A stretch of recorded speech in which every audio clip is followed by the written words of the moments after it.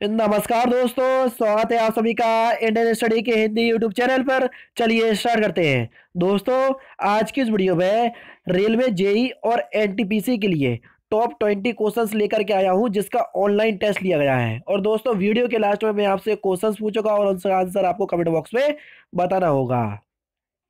दोस्तों, मैं अनअकैडमी पर ही पढ़ाता हूं, तो अनअकैडमी पर मुझे फॉलो करने के लिए डिस्क्रिप्शन में दिए गए लिंक से आपको अनअकैडमी का लर्निंग ऐप डाउनलोड करना है और वहां जाके आप मुझे फॉलो कर सकते हैं और मेरे द्वारा अपलोड किए गए कोर्सेज का लाभ उठा सकते हैं, बिल्कुल फ्री में।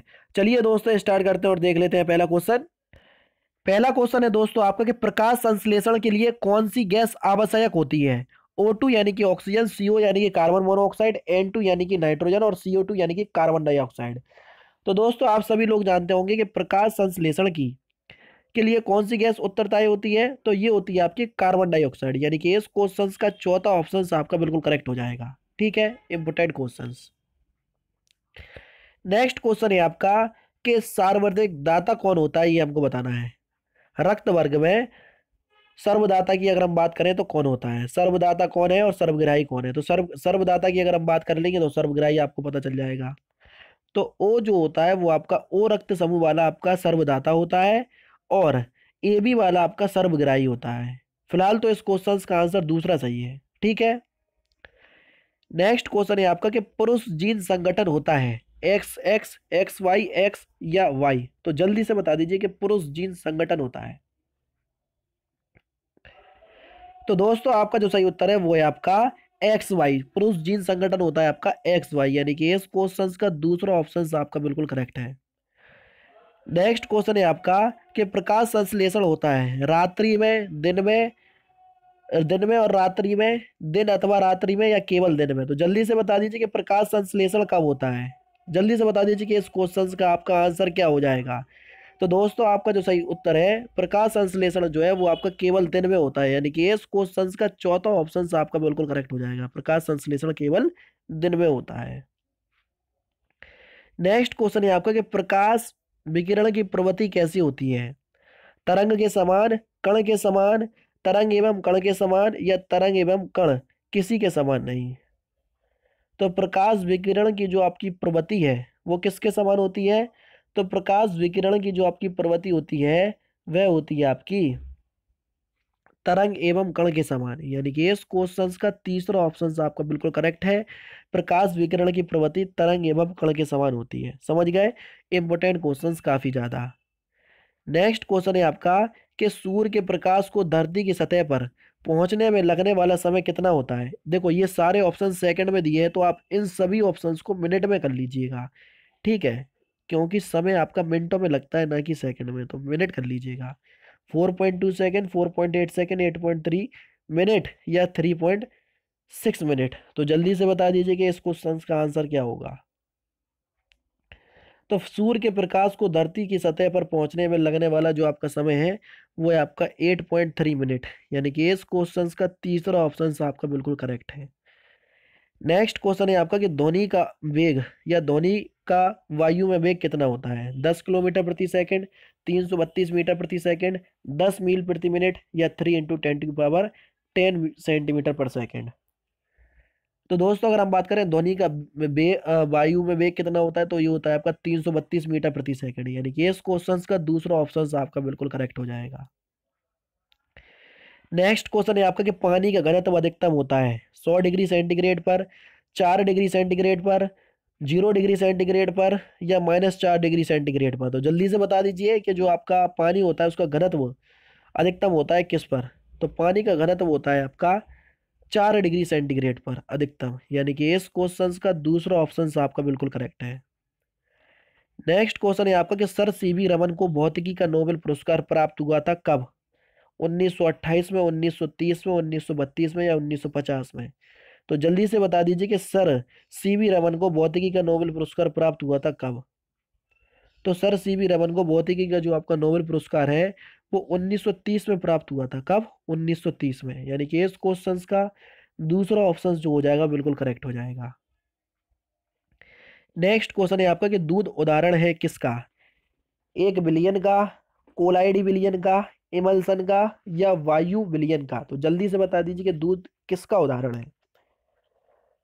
तो दूध जो होगा वो आपका इमल्सन का उदाहरण होगा। किसका दोस्तों? इमल्सन का। यानी कि इस क्वेश्चन का कौन सा ऑप्शन? तीसरा ऑप्शन आपका बिल्कुल करेक्ट हो जाएगा। दूध जो है वो आपका इमल्सन का उदाहरण है। ठीक है, इंपॉर्टेंट क्वेश्चंस काफी ज्यादा। दूध किसका उदाहरण है? दूध इमल्सन का उदाहरण है। इंपॉर्टेंट क्वेश्चंस काफी ज्यादा। नेक्स्ट क्वेश्चन है आपका कि स्टील की कठोरता प्रदान करने के लिए उसमें क्या मिलाया जाता है या किसकी मात्रा बढ़ाई जाती है? कार्बन की मात्रा, मैग्नीज की मात्रा, सॉरी मैग्जीन की मात्रा, सिलिकॉन की मात्रा या क्रोमियम की मात्रा? तो दोस्तों अगर हम बात करें स्टील की कठोरता प्रदान करने के लिए उसमें किसकी मात्रा बढ़ाई जाती है, तो उसमें जो आपकी मात्रा बढ़ाई जाती है वह बढ़ाई जाती है क्रोमियम की मात्रा। यानी कि इस क्वेश्चन का चौथा ऑप्शन आपका बिल्कुल करेक्ट हो जाएगा। क्रोमियम की मात्रा बढ़ाई जाती है। घरेलू एलपीजी सिलेंडरों में दाब मापक नहीं प्रदान किए जाते हैं, क्यों? चार ऑप्शंस पढ़ लीजिए क्योंकि पढ़ने में टाइम लगेगा, बड़े ऑप्शंस हैं और इसका सही उत्तर क्या होगा वो मैं आपको बता दे रहा हूं। इसका जो सही उत्तर हो जाएगा वो हो जाएगा आपका ये एलपीजी द्वारा चौक हो जाते हैं। और एलपीजी का फुल फॉर्म आपको पता होना चाहिए, liquid petroleum gas. Next question है आपका कि क्रोमेटोग्राफी की तकनीक का प्रयोग होता है किस में? रंगीन पदार्थों की पहचान करने में, पदार्थों की संरचना निर्धारण में, रंगीन पदार्थों के प्रभाव आसवन में या एक मिश्रण से पदार्थों को अलग करने में? तो क्रोमेटोग्राफी की तकनीक का प्रयोग होता है किस में? जल्दी से बता दीजिए। तो आपका सही उत्तर है रंगीन पदार्थों के प्रभाव के आश्वासन आसवन में। यानी कि इस क्वेश्चन का तीसरा ऑप्शन आपका बिल्कुल करेक्ट हो जाएगा। नेक्स्ट है आपका कि निम्नलिखित में से कौन सा अम्ल सिरके में उपस्थित होता है? जल्दी से बता दीजिए। हाइड्रोक्लोरिक अम्ल, साइट्रिक अम्ल, ऑक्जेलिक अम्ल या एसिटिक अम्ल? तो दोस्तों अगर हम बात करें उस अम्ल की जो कि आपका सिरके में उपस्थित होता है तो वो है आपका एसिटिक अम्ल। यानी कि इस क्वेश्चन का चौथा ऑप्शन जो हो जाएगा बिल्कुल करेक्ट हो जाएगा। सिरके में उपस्थित अम्ल कौन सा है? एसिटिक अम्ल है। नेक्स्ट क्वेश्चन है आपका कि निम्नलिखित में से किसमें कार्बन नहीं पाया जाता है? हीरे में, ग्रेफाइट में, कोयले में या इनमें से कोई नहीं? तो हीरा और ग्रेफाइट तो देखो कार्बन के अपरूप है और कोयला तो आपको सबको पता ही होगा। तो आपका जो सही उत्तर हो जाएगा वो हो जाएगा आपका इनमें से कोई नहीं। यानी कि इस क्वेश्चन का चौथा ऑप्शन करेक्ट है। नेक्स्ट है आपका कि सूर्य पर ऊर्जा का निर्माण होता है किस कारण? नाभिकीय विखंडन की अभिक्रिया के द्वारा, नाभिकीय संलयन की अभिक्रिया के द्वारा, ऑक्सीकरण अभिक्रिया के द्वारा या अवकरण अभिक्रिया के द्वारा? तो जल्दी से बता दीजिए कि सूर्य पर ऊर्जा का जो आपका निर्माण है वो किस अभिक्रिया के द्वारा होता है? तो दोस्तों आपका जो सही उत्तर है वो है आपका नाभिकीय संलयन की अभिक्रिया के द्वारा। किस अभिक्रिया के द्वारा? नाभिकीय संलयन की अभिक्रिया के द्वारा होता है। यानी कि इस क्वेश्चन का दूसरा ऑप्शन आपका बिल्कुल करेक्ट हो जाएगा। नेक्स्ट क्वेश्चन है आपका कि विटामिन सी का रासायनिक नाम क्या है? एस्कोर्बिक अम्ल, थायमीन, साइट्रिक अम्ल या टार्टरिक अम्ल? तो जल्दी से बता दीजिए कि विटामिन सी का रासायनिक नाम क्या होता है? तो विटामिन सी का जो आपका रासायनिक नाम है वो है आपका एस्कोर्बिक एसिड या एस्कोर्बिक अम्ल। यानी कि इस क्वेश्चन का पहला ऑप्शन आपका बिल्कुल करेक्ट हो जाएगा। विटामिन सी का रासायनिक नाम होता है आपका एस्कोर्बिक एसिड। नेक्स्ट क्वेश्चन है आपका कि निम्नलिखित में से किस खनिज द्वारा लोहा प्राप्त किया जाता है? चूने के पत्थर से, पिचब्लेंड से, मोनोजाइट रेत से या हेमेटाइट से? तो आप सभी लोग जानते होंगे कि जो आपका लोहे का अयस्क है जिससे हम लोहा प्राप्त करते हैं उसका नाम है हेमेटाइट। यानी कि इस क्वेश्चन का चौथा ऑप्शन आपका बिल्कुल करेक्ट है। समझ गए? Important question. Second last question है आपका कि एक कार बैटरी में प्रयुक्त विद्युत अपघटय होता है क्या? हाइड्रोक्लोरिक अम्ल, सल्फ्यूरिक अम्ल, नाइट्रिक अम्ल या आसुत जल? तो दोस्तों आपका जो सही उत्तर हो जाएगा वो हो जाएगा आपका सल्फ्यूरिक अम्ल। जी हाँ दोस्तों, एक कार बैटरी में प्रयुक्त विद्युत अपघटय होता है आपका सल्फ्यूरिक अम्ल। इंपोर्टेंट क्वेश्चंस काफी ज्यादा। और लास्ट क्वेश्चन दोस्तों आपका कि हवा में किस गैस की मात्रा सबसे अधिक होती है? हाइड्रोजन की, कार्बन डाइऑक्साइड की, ऑक्सीजन की या नाइट्रोजन की? तो हमसे पूछा गया है कि हवा में किस गैस की मात्रा सबसे अधिक होती है। तो आप लोग सभी जानते होंगे क्योंकि सिंपल क्वेश्चन है, आसानी से इस क्वेश्चन का आप बता सकते हैं। वायुमंडल में किस गैस की मात्रा सबसे ज्यादा होती है? तो वह आपका नाइट्रोजन है। यानी कि इस क्वेश्चन का चौथा ऑप्शन आपका बिल्कुल करेक्ट हो जाएगा। ठीक है, इंपॉर्टेंट क्वेश्चन। तो दोस्तों ये थे आपके 20 मोस्ट इंपोर्टेंट क्वेश्चंस। आप ईमानदारी से बता सकते हैं कि आपके इसमें कितने नंबर आ रहे हैं। अब मैं आपसे क्वेश्चंस पूछने जा रहा हूँ और उसका आंसर आपको कमेंट बॉक्स में बताना है। तो आज का जो आपका क्वेश्चन है वो ये रहा आपके सामने। सौर मंडल का सबसे बड़ा ग्रह कौन सा है?